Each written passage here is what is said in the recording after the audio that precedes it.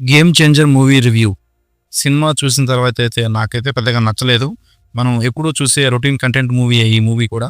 Story విషయానికి వచ్చినట్లయితే Satyamurthy alias CM Srikanth తన పదవి చివరి సంవత్సరం ప్రజలకు ఏదో ఒక మంచి చేయాలని అనుకుంటాడు. మరో పక్కన రామ్ కలెక్టర్గా వైజాగ్లో మార్పులు తెద్దామని అనుకుంటారు. వీరిద్దరూ అనుకున్నది చేశారా లేదా, రామ్ ఫ్లాష్ బ్యాక్ ఏంటి అనేది మిగతా మూవీ స్టోరీ.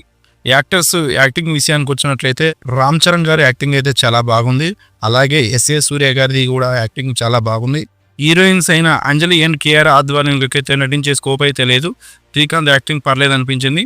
సైడ్ సత్యం క్యారెక్టర్ చేసిన సునీల్ గారు యాక్టింగ్ అయితే బాగుంది. మగధీర అనే క్యారెక్టర్ చేసిన వ్యక్తి కామెడీ అయితే పర్లేదు అనిపించింది మూవీలో.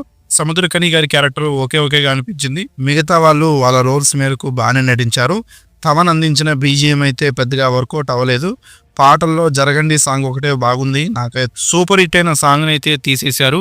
DOP is good, production values బాగున్నాయి. ఫస్ట్ హాఫ్ మూవీ అయితే ఒక సీన్ కూడా ఇచ్చే విధంగా అయితే లేదు. ఇంటర్వెల్కి 5 నిమిషాలకు ముందైతే బాగుంది మూవీ, అంతే. ఫస్ట్ హాఫ్లో చెప్పుకోదగ్గ సీన్స్ అయితే ఏమీ లేవు. సెకండ్ హాఫ్లో స్క్రీన్ ప్లే అయితే ఎటు వెళ్తుందో అసలు ఏమీ అర్థం కాలేదు.